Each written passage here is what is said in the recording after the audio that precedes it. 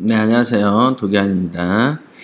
자, 오늘은 이제 좀 색다른 장소에서, 색다른 어떤 위치에서, 색다르게, 촬영을 하고 있습니다.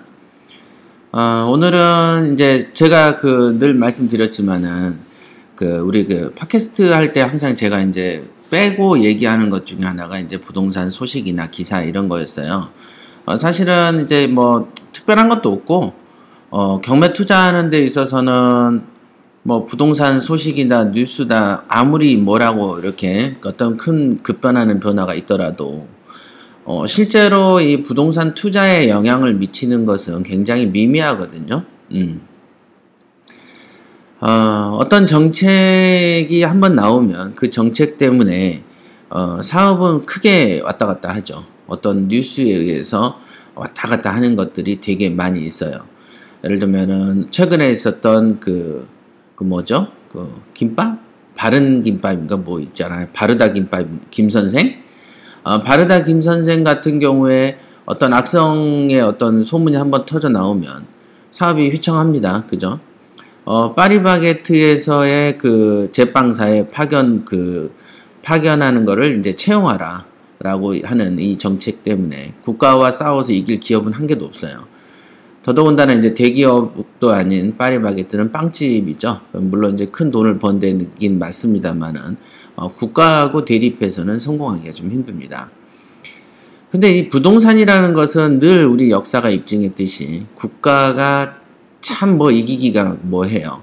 한 3, 4년만 지나면 또다시 정권이 바뀌기 때문에 또 그 다음에 조금 있으면 국회의원 선거철, 조금 있으면 지방선거철 이런 거가 있기 때문에 어떤 정치를 잡은 사람들 입장에서 부동산을 갖다가 정말 대놓고 죽이는 게 보통 일이 아니죠. 그래서 이 부동산을 이긴 정권이 있겠는가라고 보면 이긴 정권이 없다라고 보여집니다. 그런 거가 참 부동산이다. 그러면 부동산에 무엇이 어떤 속성이 이렇게 정권 자체가 이렇게 이기지 못하는가? 그건 되게 간단합니다. 부동산을 가진 사람이 정책의 이반자이기 때문이죠. 그 다음에 부동산을 가진 사람들이 부유층을 형성하고 있고 어떤 법에 직접적으로 손을 대는 사람들이기 때문에 어떤 아무리 좌판이 우판이 어떤 뭐가 바뀌어도 그들의 기본적인 입장이 크게 바뀌진 않는다. 부동산을 조이긴 조여도 조금 조인다. 이런 거죠. 왜냐면, 예를 들면 부동산이 마약 같았다고 생각해 보실래요? 그러면 순식간에 죽여버릴 수 있어요. 그러나 부동산을 가진 사람이 전부 부자냐? 아니라는 거죠. 부동산을 작은 집을 가진 사람도 부동산 주인이고, 큰 집을 가진 사람도 부동산 주인이죠. 그래서, 부동산을 가졌다고 해서 이게 나쁘다고 보기도 어렵고, 딱 전부 다 조여야 되는 대상이기도 어려운. 그리고 부동산을 조인다고 해서 딱 개수로만 조이자니 지방에서 작은 거 개수 몇 개 가진 사람도 조여야 되냐. 그죠? 서울에서 한 주택 정도면 지방에서 4, 5개를 사는데 단지 부동산의 개수로 조이자니 좀 그렇고 그러면 부동산의 면적 가지고 조이자니 서울에서의 한 20평, 20평 이런 거가 지방 가면 50평짜리도 산단 말이에요. 그러니까 이것도 그렇고 그래서 어느 지역으로 자르자니 그런 법이 웃겨져 버리고 이렇게 다양하게 딱 정확하게 타겟을 정하기가 어려운 속성이 부동산이기 때문에 그 다음에 부동산을 가진 사람이라고 해서 뭔가 더 가진 것 같지도 않고 그죠? 오롯이 집 한 채 갖고 있는데 생계에 연연한 사람도 있고 남의 집에 전월세를 살아도 생계는 풍족한 사람이 있는 것이죠. 왜냐하면 필요에 따라서 다른 거니까. 그러니까 있는 사람을 조진다라고 보기에는 또 아닌 경우도 너무 많단 말이죠. 그 다음에 이 부동산이라는 것은 수천 년 동안 우리나라의 한국에도 있어 왔지만은 한정적 재화라는 속성. 그것 때문에 조인다고 해서 공급을 과잉하게 만들면 가치가 떨어지는데 부동산의 공급 과잉이라고 해봐야 어디까지 가겠어요? 그렇다고 태백산에다 집을 짓겠어요? 어떻겠어요? 그죠? 시골에다 집을 많이 지어요. 그러면 사람이 안 가면 그만인데. 그러니까 이게 부동산은 또 사람의 친환경적인 어떤 게 있어서 어떤 이제 생활, 그 다음에 교통, 그 다음에 어떤 쇼핑, 이런 거랑도 연관이 되어 있기 때문에 부동산은 통제하기가 정말 힘들다. 이렇게 볼 수 있습니다. 그래서 실제로 부동산에 대해서 이제 그 많이 조이자니 또 부동산 관련된 직업군을 가진 사람들은 다 소상공인이고 일반적인 소시민이죠. 보세요. 부동산에 도배하는 사람, 부동산 집수리하는 사람. 그죠? 소시민들이잖아요. 그죠? 그 다음 인테리어 업자들. 큰 인테리어 회사도 있겠지만 거의 다 작은 생계형 인테리어 업자도 많이 있죠. 그러니까 딱 죽이긴 뭐한 거야. 자, 그런데 거기에다 대출을 조이자니 그러면 은행은 수입원이 뭐가 되는 거예요? 가계대출? 신용대출? 아닙니다. 은행의 주수입원은 부동산이죠. 그래서 여러모로 좀 곤란한 게 있다. 자, 이런 느낌을 여러분들이 가진다면 어떤 그 부동산 정책이 펼쳐질 때 그 방향을 고민해 볼 수 있다. 이렇게 볼 수 있습니다. 자, 한번 읽어보도록 하겠습니다. 지금 어저께 보면은 그 정말 독특한 소식이 두 가지가 나왔어요. 하나는 이제 부동산 세제에 대한 게 나왔죠. 하나는 이제 부동산에 대해서 규제가 나왔고, 즉 임대사업자, 임대보증, 임대 등록제에 대한 얘기까지도 나왔고, 또 하나는 미국발이죠. 금리 인상. 옐렌 의장이 미국에서 금리를 인상했다라는 거. 또 최근에 이슈가 되는 거는 비트코인에 관한 것들이 있습니다만은 우선은 오늘은 2주택 보유자 고액 임대보증금도 세금을 매긴다. 요런 주제가 하나 있어서 원래는 제가 이렇게 부동산 뉴스 같은 걸 잘 안 해줬는데 이제는 이제 킹왕짱 옥션 자체도 조금 한가해졌고 제가 이제 유튜브 쪽으로 이렇게 방향 전환을 시도하면서 여러분들의 음원은 팟빵에 올려놓고 영상은 유튜브에 올려놓고 그 중에 이제 앞으로 생산될 독특한 형태의 유료 강좌 같은 경우는 킹왕짱 옥션이나 유튜브에 유료 과금 형태로 올려놓고 뭐 이런 형태로 지금 구상 중입니다.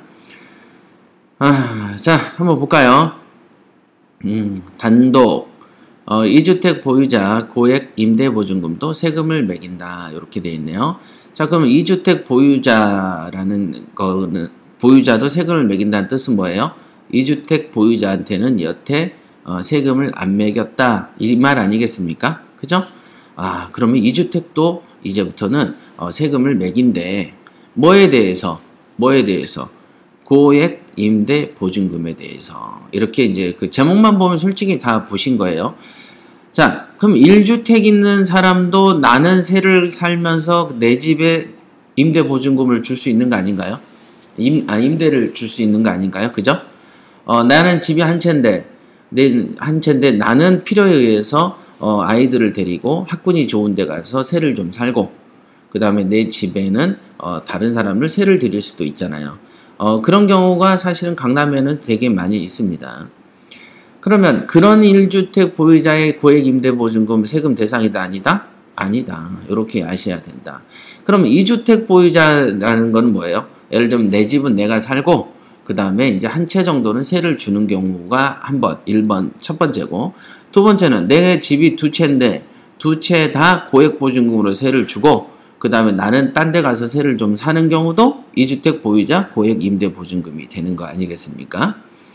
다만 임대보증금의 규모가 두 주택 중에 하나는 내가 살고 하나는 세를 주면은 하나만큼만 세금이 될 것이고 하나는 내가 그냥 둘 다 세를 주고 나는 나와서 살면 두 개를 합산한 보증금으로 세금을 매긴다 이 뜻인 거죠.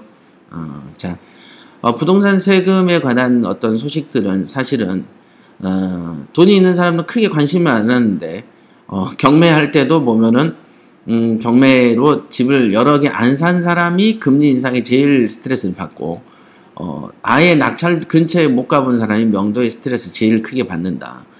그죠? 번지 점프를 뛰어내린 사람은 스트레스를 좀 덜 받는데 뛰어내리기 직전까지 간 사람이 제일 스트레스를 받죠. 그와 마찬가지다. 이렇게 보시면 되겠습니다. 자, 한번 가운데 거 읽어볼까요? 이렇게 빨갛게 칠해집니다. 임대 살면서 자가 고액 전세 놓으면 과세를 하겠다. 아까 제가 예를 든 거죠. 1주택 같은 경우에 내가 임대를 주고 나는 밖에 나가서 세를 주고 사고 내 집에는 고액 전세를 놓을 수도 있잖아요. 그죠? 1주택만 있어도 가능이 한데 1주택만 있을 경우에는 그런 경우에는 세금을 안 매기고 언제만 2주택 보유자에게도 내년부터 한다는 뜻이에요. 내년부터 여기 보면 이 국토교통부 장관이 김현미 전에 그 의원 출신이죠. 자, 읽어보겠습니다. 자, 2주택 보유자가 이렇게 올려드릴게요. 이렇게 이쪽 구석에는 제 영상이 나갈 가능성이 있기 때문에 위에서부터 이렇게 쫙 진열을 해야 될 것 같습니다. 자, 2주택 보유자가 한 채를 임대주택으로 활용했을 때 얻는 임대 보증금에 대해서도 세금을 부과하는 방안을 정부가 추진 중이다. 그러니까 단독이라고 한 거죠. 자, 추진 중이란 말은 될지 안 될지 모른다라고 보셔야 돼요. 그러니까 여러분은 이게 당장 됐구나라는 기사가 아니고 추진 중이다. 이런 걸로 인식하셔야 돼요. 자가 소유의 집을 고액 전세로 놓고 다른 주택을 임차해 사는 1주택 보유자에게도 과세하는 방안을 검토하기로 했답니다. 그러니까 아까 지금 말하는 2주택에 대해서 2주택 보유자 고액 임대보증금도 세금을 매긴다라고 하는 것은 1주택에는 제외를 하는 거죠. 제외하는 거죠. 그러니까 여기에 있는 자가 소유의 고액 전세로 내놓고 다른 주택에 임차하에 사는 1주택한테도 보증금을 과세한다. 요거는 아까 제목으로 뽑은 것보다 조금 더 한 단계 더 나간 거 아니에요? 그죠? 그러니까 지금 보면은 이 해석을 이 기자가 지금 잘못 쓴 것인지, 자 보세요. 이게 지금 시세조사 하는 거예요. 시세 분석. 2주택 보유자가 한 주택을 임대주택으로 활용했을 때 얻는 보증금을 세금 부과하는 방안을 정부가 추진 중인 걸로 금방 자기가 확인했다고 해놓고서는 자가 소유의 집을 내놓고 다른 주택에 사는 1주택 보유자에 대해서 보증금을 과세하는 방안을 검토하기로 한다. 자, 요 네 줄이 앞뒤가 안 맞는 말이죠. 앞뒤가 안 맞는 말을 지금 한 거예요. 기사랑 좀 달라요. 요 기사의 제목과 여기에 있는 두 줄은 일치합니다만은 여기 제가 지금 칠하는 요거하고는 일치하지 않는 표현을 써놓은 것이죠. 그러니까 이제 이 기자가 이거를 취재하면서 정확하게 이해를 했는가 요거에 대해서 고민을 한번 여러분들 검토를 하셔야 돼요. 그러니까 기자가 기사를 썼다고 해서 그걸 그대로 받아들이면 안 되고 항상 비판적인 시각으로 글을 보는 연습을 하셔야 됩니다. 그래서 이제 사실은 부동산 소식을 제가 앞으로도 이제 이렇게 자꾸 읽어드릴 계획이에요. 그래서, 사실은 이제 얼굴 내놓고 하기에는 사실 뭐 그다지 잘생긴 얼굴이 아니어서, 이거를 좀 망설이긴 했습니다만은, 유튜브의 좀 시대로 이렇게 겨냥이 되면서 바뀌면서, 많은 사람들이, 아예 조금 밝은 성향, 앞으로는 스마트폰이 더 대세가 되는 성향에 맞춰서 저도 이렇게 교육 자체를 보이면서 하는 게 훨씬 더 효과적이다. 들은 사람들이 볼 때 그러더라고요. 얼굴을 밑에서 이렇게 떠들고 이렇게 제가 찍어놓은 그 유료 영상들도 있는데 한번 보여줘 봤어요. 그랬더니 야, 얼굴 보고 이렇게 하니까 정말 강의 듣는 것 같다라고 얘기하시더라고요. 목소리만 듣는 것보다 낫대요. 자, 한 채당 10억 원이 넘는 고액 전세가 빈번한 서울 강남권을 겨냥한 핀셋 과세다. 이름 참 잘 정했어요. 그죠? 핀셋처럼 탁 집어낸다라는 거죠. 자, 14일 관계부처에 따르면 내년 상반기 중에 출범하는 조세 재정개혁 특별위원회는 이 같은 방안을 포함해 부동산의 과세 체계 전반에 대한 개편 방안을 논의선상에 올려서 검토키로 했다. 예. 그러니까 검토키로 한 예정에 대한 거를 기자가 쓴 거지 당장 내년부터 된다라는 건 아닙니다. 조세 특위는 자, 근데 이 시점이 내년이 아시다시피 뭐가 있어요? 지방선거가 있기 때문에 요걸로 진행되기 어렵다라고 볼 수 있습니다. 항상 과세도 그렇고 뭐 한다 그래서 크게 된 적이 별로 없는 이유가 바로 이런 어떤 선거철하고 관련된 시기에 어떤 일을 하면 잘 안 돼요. 어쨌든 정치 집단이기 때문에 그렇죠. 그 다음에 한국은 어쨌든 미국처럼 4년 중임제에서 8년 동안 하는 것이 아니고 대통령제에서 5년간 딱 하고 나오기 때문에 어떤 정책이 잘 결정이 잘 안 됩니다. 그래서 우리나라는 지금 최근에 헌법을 바꾼다는 얘기가 있듯이 뭔가 바뀌어야만 뽀롯이 큰 제도의 변화가 올 수 있다. 이렇게 볼 수 있습니다.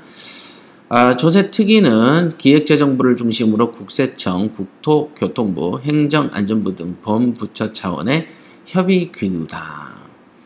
대통령 직속 정책기획위원회 산하다. 이렇게 조세특위가 열린다. 이렇게 긴 문장이 있으면 여러분들은 혼을 놔버리는데 되게 쉽게 설명을 하면 그냥 여기 조세특위를 하나 연대. 왜? 자기들도 가칭이래잖아요. 가칭. 그러니까 여기 써놨잖아요. 가칭이라고. 조세재정개혁특별위원회라. 그냥 조세특위 이렇게 가칭으로 하는 거다. 그러니까 여러분들은 어떤 지식의 어떤 뭐라고 해야 하나 쫄림 현상 같은 걸 벗어나는 방법은 글은 그냥 편안하게 읽으시고 거기에 대한 평가를 이렇게 짧게 이해만 하면 돼요. 조세특위가 있다. 최영록 기재부 세제실장은 현재 민간에서 맡을 예정으로 이런 건 뭐 크게 중요한 건 아니고 조금 더 여기까지 읽어볼까요? 요 부분이 중요합니다. 요 부분. 현재는 임대인이 주택을 전월세로 활용할 경우에 2주택 보유자에 대해서는 월세에만 소득세를 부과했고 보증금에 대해서 세금을 매기지 않았어요.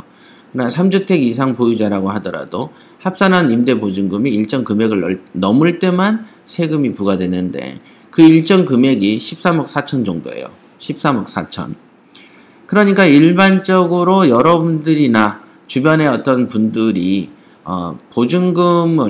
보증금을 받아서 여러분들이 세금을 낸 적은 거의 없을 거예요. 주변을 한번 이렇게 둘러보시고 물어보세요. 그럼 야 너는 전세만 줬는데 국가에 세금 준 적 있니? 없는데? 요렇게 얘기를 하는 경우가 많이 있습니다. 그 얘기가 뭐냐? 그 얘기를 간주 임대료라고 그래요. 여기 보시면 지금 이 붉게 칠해진 곳은 있죠? 현재는 임대인이 주택을 전월세로 활용하면 1, 2주택에 대해서는 월세에만 소득세를 냈어요. 월세는 소득세니까 소득이니까 당연히 부과 대상이죠. 우리는 여기까지만 알았다. 그러나 3주택이 넘어서서 일정 규모의 그 보증금이 될 때는 과세를 했는데 그 규모가 13억 4천 정도다. 그러니까 여러분들 주변에 거의 다 전세만 줬는데 세금을 냈다라는 사람이 거의 없는 이유가 이렇게 13억 4천이기 때문에 그렇습니다. 그러면은 이런 거를 뭐라고 한다. 요거 꼭 암기하셔야 돼요. 전세 임대만 있다고 가정했을 때 보증금을 간주 임대료로 환산한다. 자, 뭔 임대료? 간주 임대료. 꼭 외우세요. 즉 임대료로 간주한다 이 뜻입니다. 그 뭐냐면 전세지만 월세처럼 본다. 이렇게 해석하는 거예요. 그걸 5자로 간주 임대료 이렇게 간주 임대료 이렇게 보시면 됩니다. 간주 임대료다 이렇게 보시면 된다. 그런데 그게 여태까지 13억 4천이었대요. 그런데 지금 어저께 발표된 임대주택 등록 활성화 방안에 따르면 이제 여러분 임대사업자로 등록하면 16억 8천까지 올려주는 거지 세금을. 16억 8천 이하로는 비과세 해주고 16억 8천 넘으면 그때 이제 간주 임대료를 받는 거예요. 그러니까 여러분들 임대사업자 등록해 요렇게 이제 꼬시는 거죠. 자, 그런데 그렇게 임대사업자를 등록 안 하는 미등록 임대사업 같은 경우에는 임대주택은 11억 3천이 넘으면은 그때부터 돈을 내게 하겠다는 거예요. 그러니까 임대사업자로 등록을 안 하는데 임대주택의 보증금이 합산이 11억 3천이 넘는지 안 넘는지 알 수 있어요, 없어요? 없어. 그러니까 이거는 실효성이 별로 없어요. 그러니까 여러분들에게 겁을 주는 거지. 겁을 주고 이렇게 기준은 있어야 될 거 아니겠어요, 그죠? 야, 임대사업자를 등록하면은 조금 상향해서 16억 8천부터는 간주 임대료를 걷는 걸로 하고, 야, 그러면은 사업자를 등록 안 하는 사람들을 어떻게 좀 조지는 정책이 있어야 되는데, 현재 13억 4천까지는 비과세 하니까, 그러면은 어떻게 해야 되냐? 야, 13억 4천, 11억 3천, 한 2억 정도 빼줄까? 야, 2억 빼줘서 11억 4천 하기에는 가오가 안 잡히니까 뭔가 고민하는 흔적으로 만들자. 11억 3천으로 하자. 이렇게 되는 거예요. 그잖아요. 뭐 11억 3천인지 13억 4천인지 무슨 1,000만 원 차이를 자기들이 이 차등화 과세를 하는 기준으로 정했을 때 무슨 의미가 있겠어요. 그냥 내가 봤을 때는 내가 보는 거예요. 여러분들 안 그렇게 생각할 수 있어요. 그러나 내가 봤을 때는 영락없이 이거는 그냥 고민한 흔적을 내기 위해서 그냥 2억 깎이면 좀 그렇잖아. 그러니까 2억 1,000만 원 깎아주는 걸로 깎는 게 아니지. 2억 1,000만 원을 좀 낮춰서 오히려 더 과세를 매기는 것처럼 꾸미는 거죠. 그잖아요. 그 다음에, 하지만 아까도 말씀드렸다시피, 미등록 임대주택인데 거기에 임대보증금이 얼마인지 여러분들이, 한 채만 있는 게 아니고 서너 채가 있는 사람이라면 그 보증금이 11억 3천이 넘는지 안 넘는지 조사를 할 수가 있나요? 어떻게 조사하죠? 어떻게? 하나는 서울에 있고, 하나는 인천에 있고, 하나는 부산에 있는데. 조사가 안 되지. 그러니까 요거는 사실은 무의미한 방법이다. 그러니까 조치는 내놔도 효과가 없다. 약은 줬는데 그 약에가 밀가루가 섞여 있어서 효과가 없다. 이렇게 생각하시면 된다. 하지만 여러분들이 그러면 이걸 외워야 되나요? 지금 이런 방송 한번 듣고 잊으면 되지. 이렇게 해석을 해주잖아요. 그죠? 근데 이것만 가지고 얘기하면은 해석이 안 되면은 그냥 마냥 조이는 것 같잖아. 그죠? 11억 3천이니 어쩌니 임대 사업을 안 하면 앞으로는 월세만 과세를 매기는 게 아니고 전세에다도 매긴데 여기만 딱 기억하는 거야. 앞으로는 전세도 세금 매긴데 여기만 기억하고 경매를 해내 만에 이런단 말이에요. 통상 뭐 그 전세 보증금이 11억 3천까지 가지도 않을 거면서 그래서 제가 이제 이런 설명을 해드리는 거예요. 자, 여기 보시면 정부가 고액 임대 보증금에 대해서 과세 기준을 선보는 건 강남권을 타겟으로 한다. 예, 타겟으로 한다라고 되어 있네요. 강남권이다. 이렇게.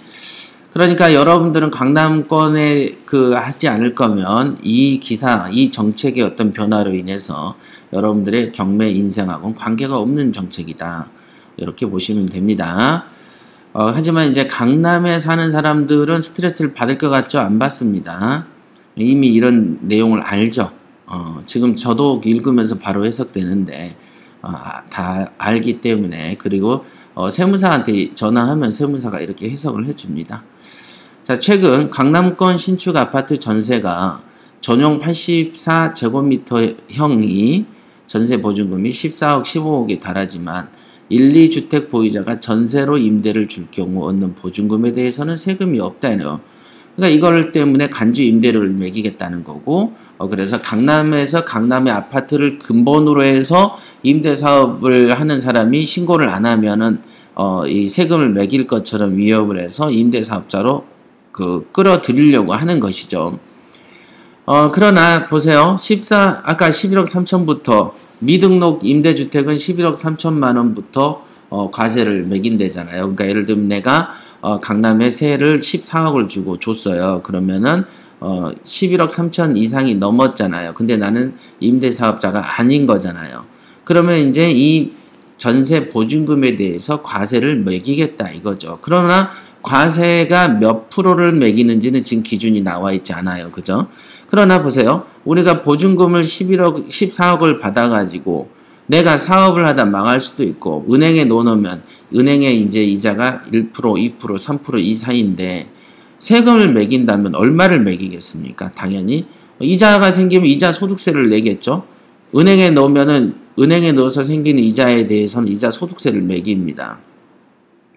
하지만 14억을 은행에 안 넣고 내가 이제 어떤 사업적으로 쓸 수가 있잖아요. 그럼 그 14억에 대해서 세금을 매긴다면 얼마나를 매기겠습니까? 얼마나. 그리고 과세 기준도 여기 지금 보시죠. 하단에 보면 14억 전체를 매기겠습니까? 예를 들면 지금 종부세 대상이 9억 원이니까 빨갛게 칠해져 지금 제가 해드렸습니다. 종부세 대상이 9억이니까 아마도 9억을 뺀 예를 들어 14억이다 그러면 14억에서 9억을 뺀 5억 원에 대한 과세를 매기되 어떤 기준을 매기겠죠. 하지만 그게 은행의 이자만큼 매기겠습니까? 그 말이 안 되죠. 은행이 무슨 사채놀이 하는 것도 아니고 국가가 사채놀이 하는 것도 아니고 내가 내 집을 빌려주고 생기는 임대 보증금이 있는데 보증금을 월세 받는 꽁돈도 아니고 보증금은 어차피 2년 있다 돌려줘야 되는 돈인데 그 돈에 대해서 과세를 매긴다. 선뜻 논리적으로 납득이 안 된다. 그죠? 그럼 과세를 매기는 근거가 뭐냐? 그거가 이제 간주 임대료라는 것이죠. 왜냐면 그게 뭐냐면 약간의 임대 사업을 하면서 왜 임대 사업자 등록을 안 해?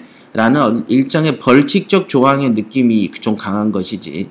실제로 소득 본 게 없는데 무슨 근거로 세금을 뜯어낸다는 것입니까? 그러니까 결국에는 부동산에 대해서 아파트에 대해서 보유세도 매기고 보증금을 받았는데 보증금에 대해서도 보유세를 매긴다면 이거는 또 이중적 과세가 된다.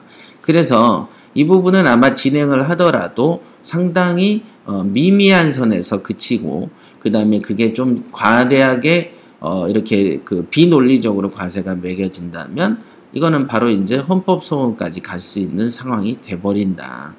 그러니까 여러분들은 이제 누구의 편을 드냐 이런 게 아니에요. 이거는 이치가 그렇습니다. 예를 보세요. 여러분들이 집을 갖고 있어요. 20억짜리를.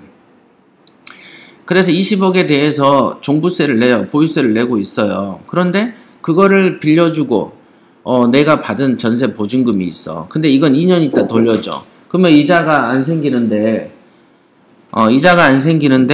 그 안 생기는 부분에 대해서 나는 그냥 갖고 있다 돌려주는 그 돈을 가지고 과세를 매긴다? 얼마를 매겨야 되는 거예요? 1%? 아니 은행에서 적금도 1% 2%인데 1%를 매겨? 그럼 말이 안 되잖아요. 그러면 좀 이건 이치가 안 맞는 소리고 만약에 그런 세금을 매긴다면 나는 이제 그럼 14억을 내린 게 아니고 9억까지 받고 나머지는 월세로 바뀌겠죠. 그러면서 월세를 얼마 받는지는 잘 모르잖아요, 또. 그러니까 이거는 좀 말이 안 돼. 여러 가지로. 그래서 저도 궁금하긴 해요. 그죠? 간주 임대료에 대해서 세금을 얼마로 낼 것이냐. 여기 간주 임대료. 궁금하긴 합니다. 그렇지만 이런 모순에 봉착하기도 할 것이다. 이런 거. 자, 오늘의 공부는 2주택 보유자 고액 임대보증금도 세금 매긴다 라는 정책이 앞으로 좀 방향이 좀 있는 것 같고, 자, 그렇게 보증금에도 세금을 매기는 걸 다섯자로 뭐라 한다? 간주임대료라고 한다. 이 정도만 알고, 그 다음에 그러면 보증금의 합산금액이 일정한 그 10몇 억을 넘었을 때 과세를 매긴다. 아, 그래? 그럼 이거는 전국적일까 어딜까? 아, 강남을 겨냥한 핀셋 과세다. 요 정도만 알면 이 기사에서 배울 건 다 배웠다 라고 볼 수 있습니다. 지금 제가 아산에서 이렇게 내일 그 우리 코치들 특별히 이제 그 교육을 시키는데 여기에서 이제 찍던 도중에 식사하라고 지금 녹화하는 소리가 지금 들어오고 말았습니다. 뭐 이것도 뭐 생방의 묘미죠, 뭐 사실은.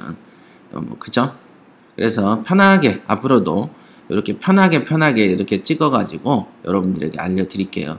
기존에 이제 그 팟빵 위주로만 하다 보니까 어떤 그 솔직히 골방에서 잠깐 얘기하고 뭐 이렇게 했었거든요. 근데 차라리 그냥 이렇게 편하게 얼굴 내밀고 그렇게 얘기하니까 더 자연스럽고 좋은 것 같습니다. 저도 강의할 때는 사람을 보고 강의하면 더 많은 얘기를 하거든요. 근데 이제 사람이 아닌 마이크를 쳐다보고 하려니까 힘들었는데 그래도 이제 이렇게 제가 시선을 맞추는 곳이 하나 있어요. 그죠? 여기 노트북에 이렇게 카메라를 보는 이 빠른 구멍 있잖아요. 그거라도 보니까 제가 앞에 사람을 하나 두고 얘기하는 것처럼 조금 편합니다, 사실은. 그러면 더 많은 양질의 컨텐츠가 생산되겠죠? 자, 오늘은 여기까지 하겠습니다.